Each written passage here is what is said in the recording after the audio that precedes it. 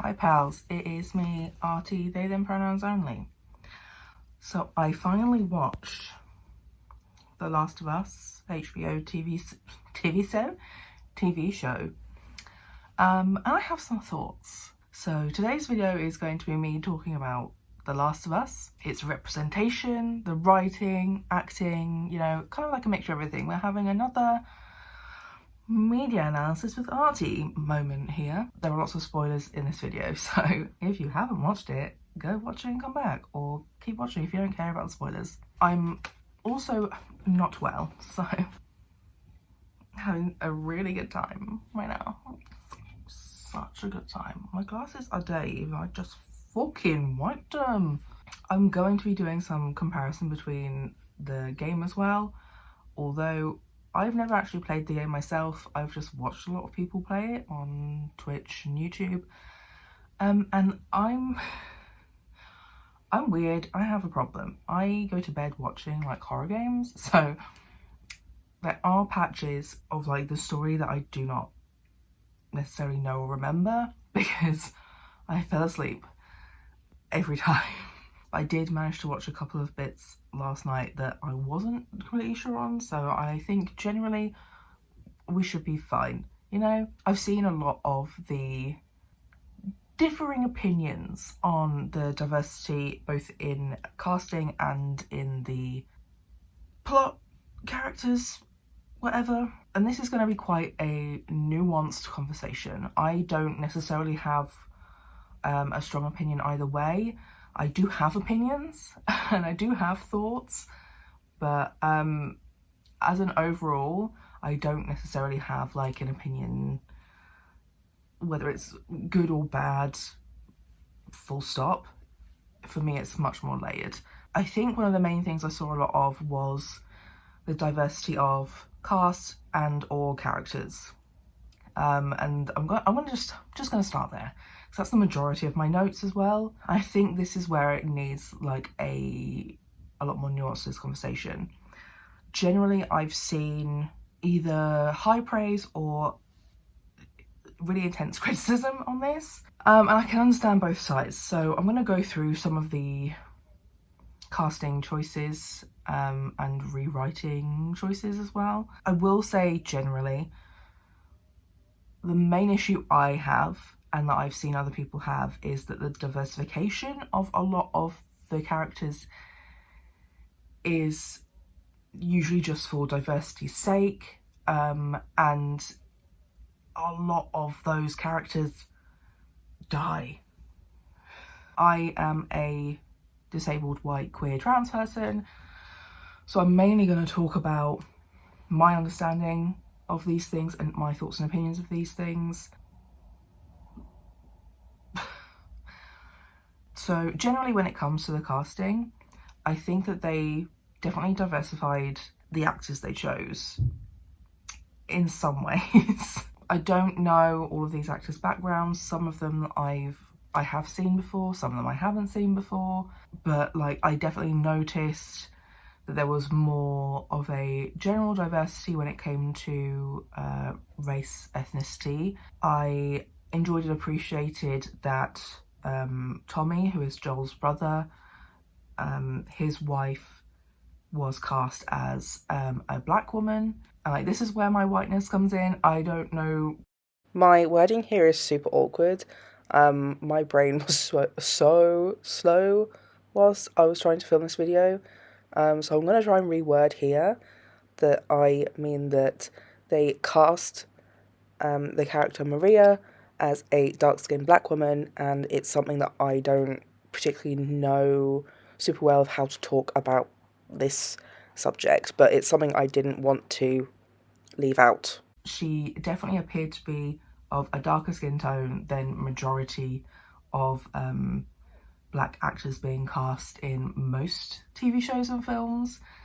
I do know that that is an issue I see quite a lot being talked about, and in TV and film, yeah, a lot of the black women, but also black men, but to like a slightly lesser degree, being cast are usually quite light-skinned, especially if they have a speaking role. So that's one thing that I thought was quite nice to see was definitely more of a casting of darker skinned black people who actually had like lines and story and plot, along with obviously I can't remember the older brother's name, Henry and Sam as well. And I feel like Maria, who is Tommy's wife, I think as well is the only diverse character that doesn't die.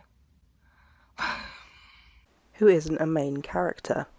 Yeah, I do also appreciate that they did actually cast a deaf black child as Sam, rather than just, for one, just adding in that this child is disabled and then casting a non-disabled actor. So I do appreciate that at least did that. However, I'm not sure if the guy who played Bill is gay. I don't know about the guy who played Frank, if he was gay. So I'm gonna have a look. Yeah, it seems that the guy who played Bill is not gay, but the guy who played Frank is gay. And I also have varying opinions when it comes to casting straight actors as gay or queer characters. But I do have a small selection of people that I make an exception for, including Anne Hathaway in the film that's coming out soon, because I've waited for Anne Hathaway to be gay on screen my whole life. Been a big stan since Princess Diaries. So yeah, it's, my own opinions are complicated, and I think it's even more complicated in this as well when they put a lot of effort into casting diverse actors for like their roles.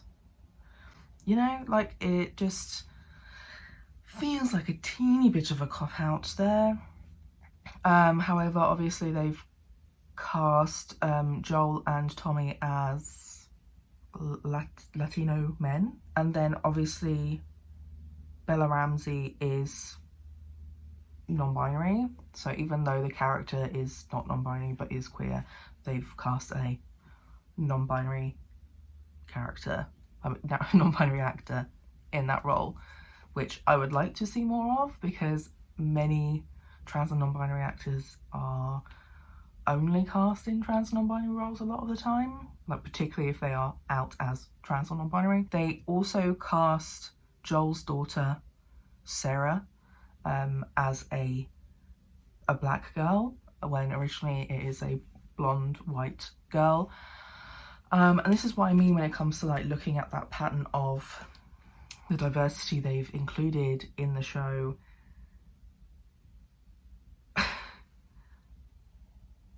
Is a lot of people who die, and like a lot of the people either died in the game or were additional deaths to the film. That's where I have other issues as well when it comes to Bill and Frank. Is Bill didn't die in the game. He didn't need to die. And like that particular death as well, I have very complex feelings about. Frank and Bill are gay lovers. They love each other very much. That episode was really great. I really enjoyed it. But yeah, I had a lot of conflicting feelings. Basically, Frank gets sick, or he was always sick because he was on his way to get medical treatment when he came across Bill. So Frank wants to die because of his health, which is a very difficult conversation to have, especially at the moment. COVID-19, lots of disabled people dying everywhere, people with ME in NHS hospitals starving to death, you know, vibes. He dies in the game because he was bitten, and himself. So I don't know how I feel about the rewrite of that character as a chronically ill person who also doesn't have a cure or great treatment in the world that we already are living in, let alone if an apocalypse happened. Like, I enjoyed some of that representation, that yeah, there was a line he said that was you know, there wasn't even a cure for this back in the old world. let alone now. And he just wanted to die with dignity, which, you know, yes, I can also respect that as a disabled person who's also in community with a lot of people who feel that way too, and also having had sick family members who died without dignity, basically. But then the addition of Bill with him, yeah, just furthering the layers of complexities, because what I'm used to seeing and reading in dystopian and apocalyptic media is disabled characters themselves or sacrificing themselves for their able-bodied partners, family, friends, crew, whatever. And that's where I feel like this is a little bit different, is that he wasn't doing it for anybody else, and Bill did not see this character as a burden and would rather not even continue his life without him. That's how much he loved Frank, who was a sick, disabled person.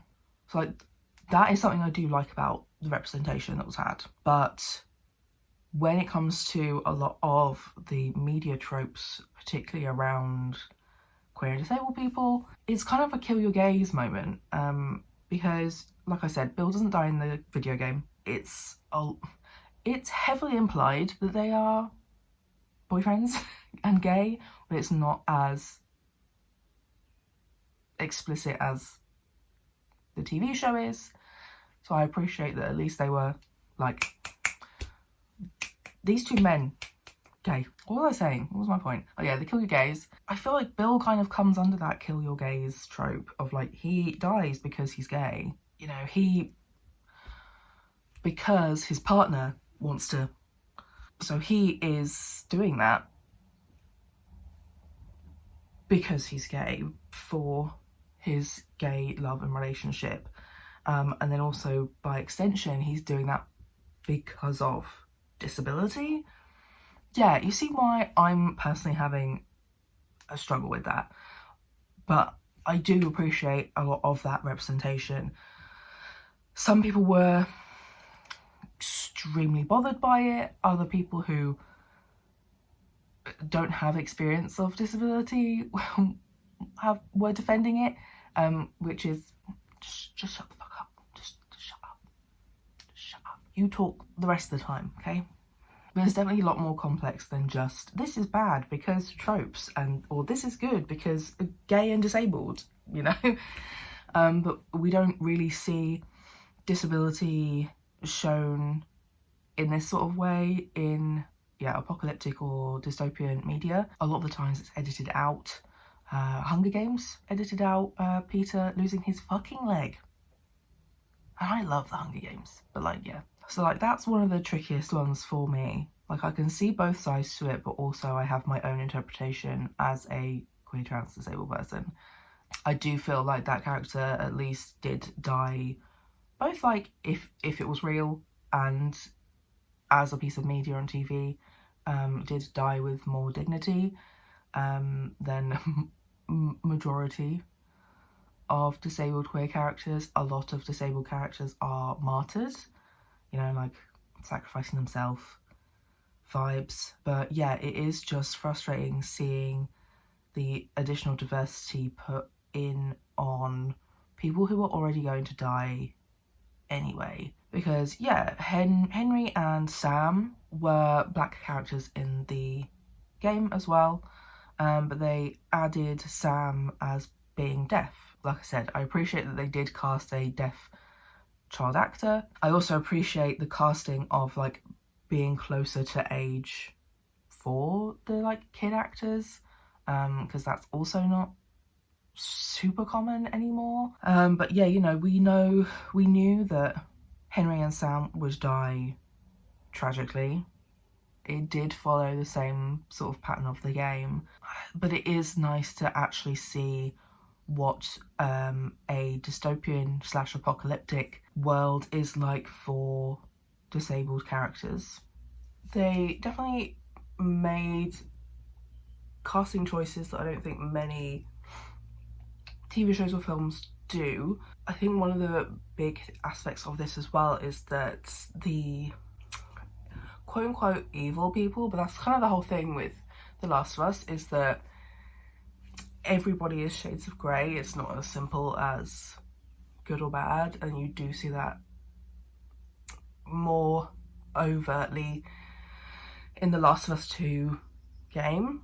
But yeah, the casting of disabled actors and extras felt like much more of a normalizing of disability in that world, I guess, in this alternate universe where they have cast extras with like limb differences and scars and things like that, and use those shots as a non-verbal way of illustrating what this world is like. And I also wonder if, like, because what the one scene I have in my brain was of an extra with some the camera angle was pretty much only of their hands, and they had, I don't know whether it's technically under limb differences or amputation, but they appeared to be missing some fingers. I wonder if that might have its like own little nod to the end of The Last of Us 2 as well, because otherwise a lot of the game and the show, the games and the show tend to not have disabled main characters, which is then, you know, furthering my layers of the complex feelings I have about the representation in The Last of Us. A lot of the disability representation in The Last of Us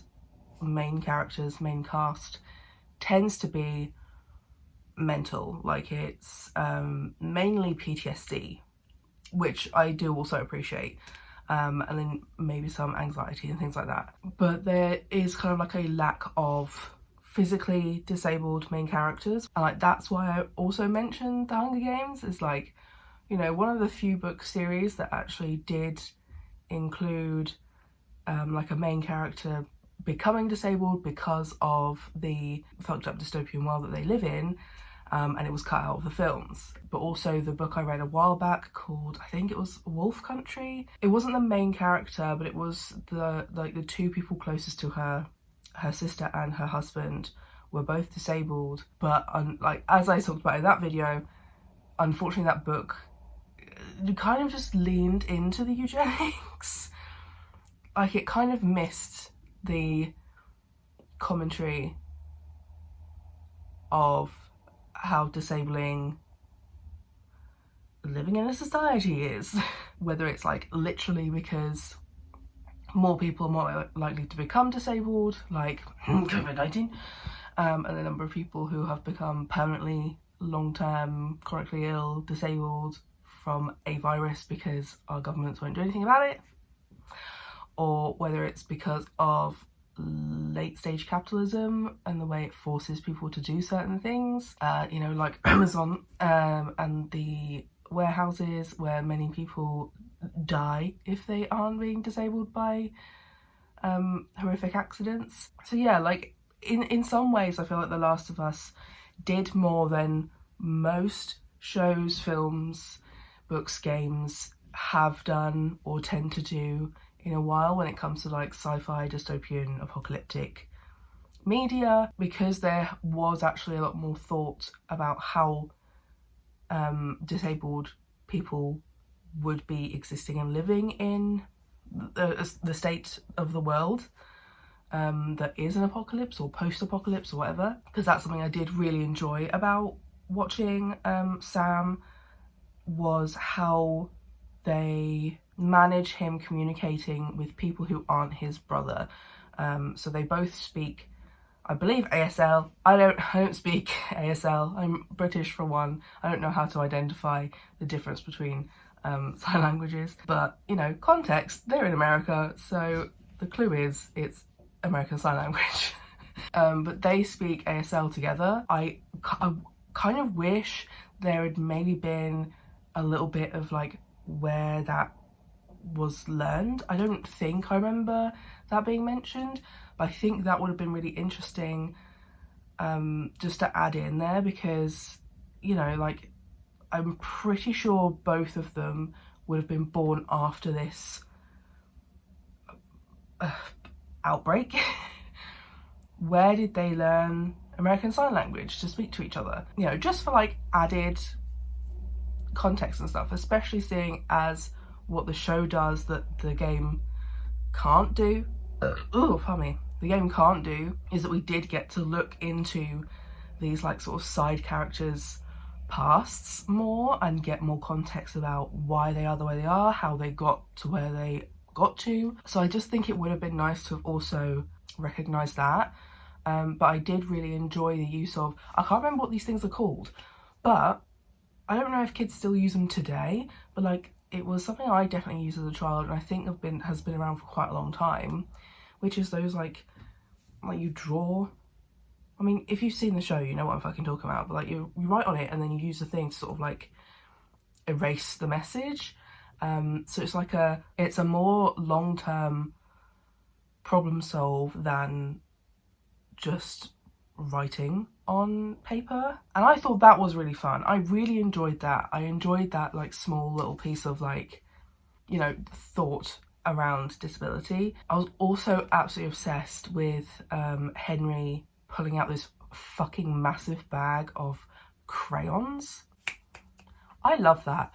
That's something else I really enjoyed about the show that didn't really happen in the games. It's kind of just like everyday solutions to how you take care of other people, and especially children, because like a lot of these shows and films, books, etc. are about or involve children, you know, anyone under the age of 18.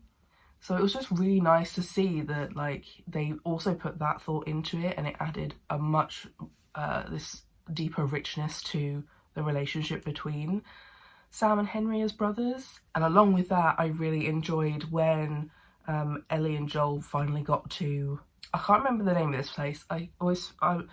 You know me, not a clue what anyone or anything is called, but like the commune. Also the fact they literally called it a commune. I love this little section. One, more reasons why I actually really like Maria and actually prefer the Maria of the show. She straight up says that they are communists. They're literally on a commune. They are communists. And just how the way she says it with total confidence, no shame at all by saying, yeah, we're communists. We live on a commune. This is how we work by the model of communism here. Which I was like, yes, amazing. I was just like, I don't know. The fact that Tommy was resistant to that for a start, you could tell he was resistant, whether it was just because like out of embarrassment, because I guess how him and Joel may have grown up, I don't know, but like, yeah, the resistance of that, and then kind of like the mocking look from Joel just felt like a little bit disappointing. I was like, oh, we almost had commie propaganda on television. But it had to be sort of like undermined. These people are living a great life considering the state of the world they are in. So the point I was going to get to, which is, I don't know how new of an invention this is, because I am not a Moon Cup user or Diva Cup or what the fuck ever. Like, I know that these are like brand names. I don't even know what they're called. Period cups, whatever. I don't know how long those have been in use for. Pardon me, but I appreciated that was mentioned, noted. Was like a whole little like moment when it was part of the pack that Maria left Ellie on the bed after, I think she had a shower or something. You know, again, like, these are things that I think about whenever I'm watching or reading, consuming some kind of like post-apocalyptic dystopian media, is the like everyday things. What do you do, my dude? Where are people pooping? Do you just have toilet paper? I also remember like Ellie taking toilet paper from Frank and Bill's house as well. Like, I really like those small things of like, oh yeah, these are like real people trying to survive, not just an aesthetic vibey story, you know. There's some realism to it, and especially as like I've been generally getting more into dystopian post-apocalyptic media, as well as like beginning to write my own novels with dystopian worlds and themes, because I'm just pissed off at the lack of good disabled representation in the ones I keep consuming. Those are the things I really appreciate being mentioned, because it's like, nice, you really thought about this world, you really thought about the like small things, and I feel like a lot of those were not mentioned, thought of, or whatever in the game.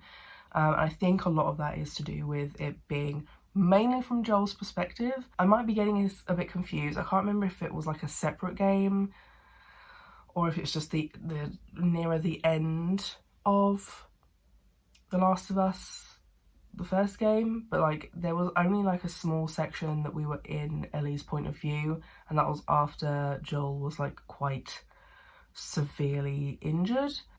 So like there are things that a TV show can do that the games couldn't do. Obviously there's going to be those differences anyway, between the two things. A lot of the stuff about Frank was told through Bill, which is why he needed to be alive in the games to be part of the plot, to further the plot and assist the main characters through their problems and how they ended up all discovering Frank. It seemed like I don't remember the specifics, but it seemed like that Bill didn't even realise Frank had himself in the game. He just disappeared one day. And, how do you not notice your boyfriend's just gone and you good? Whereas like in the show, they could already show us all that because they can change point of view much more easily, because you're not playing one person's point of view pretty much the whole game. You're able to see other points of views and flashbacks and stuff like that in TV and film that would be a bit out of place in games. I also really liked the little like Easter egg of the Last of Us actress, voice actor, whatever it is, for Ellie being Ellie's mum in the TV show. Again, not sure about this because I don't remember it in the game, but as I said, I watch it when I go to sleep, so I've missed chunks. Even if I try to rewatch, I still miss things. I don't remember a lot of how Ellie found out about Joel's daughter in the game, but adding that stuff to Maria's backstory about her also having a kid and her being like a defense lawyer and things like that, it was just nice to have some more added to some of these side characters that I don't remember that much about any of the side characters. So it was nice that that's what they kind of chose to do in the show, was kind of pad out these characters alongside Ellie and Joel a lot more. And like, I think as a whole, it is like a very complicated piece of media to unpack. And I think that's always been the point. The games have, like I said, kind of trying to illustrate to you that there is no good and bad. Like, everybody is different shades of grey, and from one point of view, someone might look evil. From a different point of view, you might kind of get it. And I feel like that's still true for the show as well. And I find both the game and the show very interesting to see how actually Ellie kind of follows Joel, like unintentionally and subconsciously, in that the more they become traumatized through their experiences, the more Ellie becomes like Joel. And we definitely see that in the second game more and more. Is like, you know, rationally, why would you go and do a bunch of those things that Ellie was doing in that game? And that's it. It's not rational. It is mental illness. It is trauma, and it is kind of like the subconsciously taught behavior from Joel, pretty much. And I think that's really impeccable storytelling. And just like for no other reason, I just want to say that I really, really liked the actress who played Tess.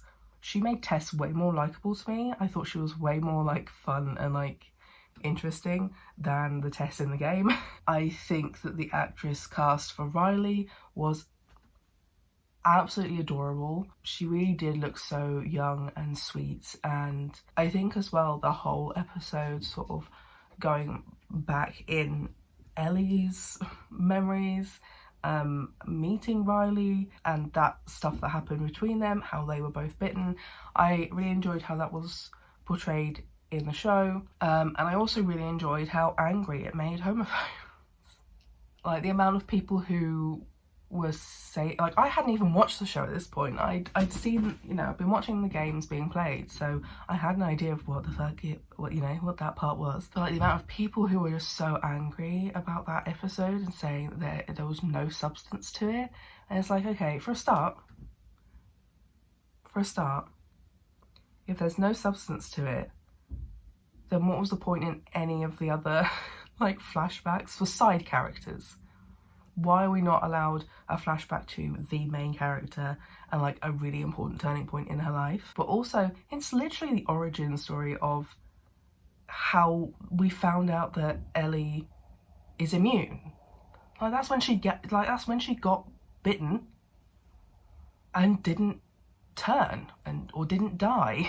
You know, homophobes be homophobing and just kind of don't follow logical reasoning, much like many of the right-wing people with very bad opinions. So I just appreciate that it did make people angry because, well, a lot of dystopian media does have some queer plot lines. Some have some trans plot lines, and just because there's an apocalypse doesn't mean that those people don't exist.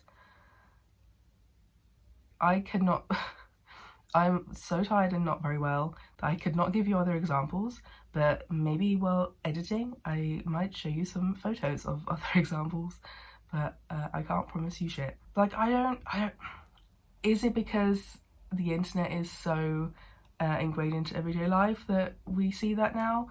Or are people just a lot more likely to be angry about gay shit and trans stuff and disabilities for some reason, some ulterior motive or agenda that they are trying to push? So, because I don't remember these kinds of things coming out with The Walking Dead, but I was watching that, when did The Walking Dead start? Like early 2010? Yeah, literally 2010 is when it started. So is that just because less oldies were or at least they weren't using mainstream platforms then, whereas they are now? I don't know. But yeah, like this is honestly no different to that. Maybe a bit more disability rep, but like it's not that different. So yeah, those are generally my thoughts on The Last of Us, the TV show, combined with what I've seen / remember of the games. I understand why it's quite a contentious topic / series for a lot of people to discuss.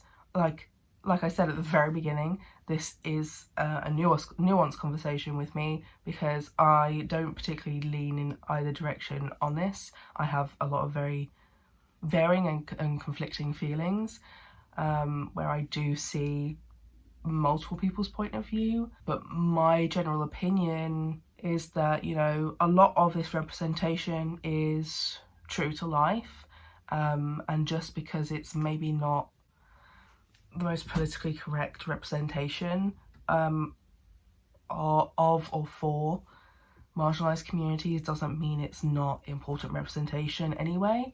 This was something that was discussed in the book Bisexual Men Exist by Vineet Mehta, which I would eventually I would like to make a video about that to talk in more detail generally, but there's a section on media representation of bisexual people / men, and that's the thing, is like, yeah, there are tropes for marginalised people, marginalised communities, but sometimes tropes and cliches exist because they are accurate representations for some people. It's kind of like what I discuss sometimes when it comes to autistic representation, that actually sometimes I do relate to quite stereotypical cliche man autism characters, not in their entirety, but like there are parts of stereotypical like representation of autism that I do relate to, and just because it's stereotypical doesn't mean it shouldn't. What did I just say? Just because it's stereotypical doesn't mean it shouldn't like ever exist at all. But it does mean that we need to branch out past those stereotypes. So I'm hoping that this show may be a good beginning for, or like a re-beginning for dystopian post-apocalyptic media and their representation of disabled people in particular, in my opinion. I do also have some thoughts about, I kind of think Bill might be autistic, but I'm not even gonna delve further into that one. It's just a general thought I had as I was watching the show. But yeah, we've definitely had a lot of eugenics-y sci-fi media that I would really like more media that, even if it is kind of talking about the eugenics of these societies, to at least kind of like acknowledge that and have more of a recognition conversation around those issues, rather than just kind of using them as plot devices and nothing more, because that is kind of what it feels like a lot of the time in media, is disabled people are plot devices and nothing else. Whereas I would really enjoy a broader commentary on real life society, as well as like what's being reflected in whatever media we are consuming. I don't know if that made any sense, but I can't. I think you'll probably get it. It's fine. But yeah, I'm hoping this is like a rebirth of a more accurate and thoughtful representation of disabled people, which was, you know, at least it has been started with diversifying the actual cast, actually hiring some disabled actors, and having some variation in the representation of disability. But yeah, I would like to see more disabled main characters, full stop. Disabled main characters where the plot doesn't entirely revolve around their disability, but their disability does impact them, because majority of people who are disabled, their disability impacts them. You know, I would just really appreciate more of like an analysis of that, rather than feeling like a prop. And I feel like this can similarly be said for other marginalised groups as well, that a lot of black, queer, trans, etc. characters are used as props or plot devices to reel in diverse audiences, only to kind of like destroy us emotionally by killing off the characters or something awful happening, etc. So yeah, those are my thoughts about the TV show and the games. I think that this is like a really interesting story all the way through. I think it's like a really important story as well. I'm interested to see what happens in the next series, although I'm very autistic and probably won't watch it right away, because I am popular, trendy, thing-averse autistic, that I avoid anything popular right now until it's kind of stopped being super hyped. But yeah, I am not well, obviously. It's really weird. I feel okay, but oh my god, the cough I have and my voice and my sinuses, what the fuck? I kind of just feel normal, minus like those few things. But yeah, leave a like on the video, comment down below, helps the algorithm, helps support a small creative on YouTube. I have other media analysis with Artie videos on my channel. I think I have a playlist. But let me know in the comments what you think of what I've been saying. Please try to remain respectful. Like, Jesus Christ, sometimes the comment section can be a fucking cesspit here. Let me know if there's any books, TV shows, films, etc., games of dystopian / post-apocalyptic stories that do involve decent representation particularly of disabled people, because I have been struggling to find any that don't make me feel super shitty, but I would love to read them or consume them, whatever mode they are. Subscribe to my channel. We are creeping up on the 1k. Thanks. Love you, XOXO, Gossip Girl. And I will see you next week. Hopefully I won't sound and look like this, but who knows.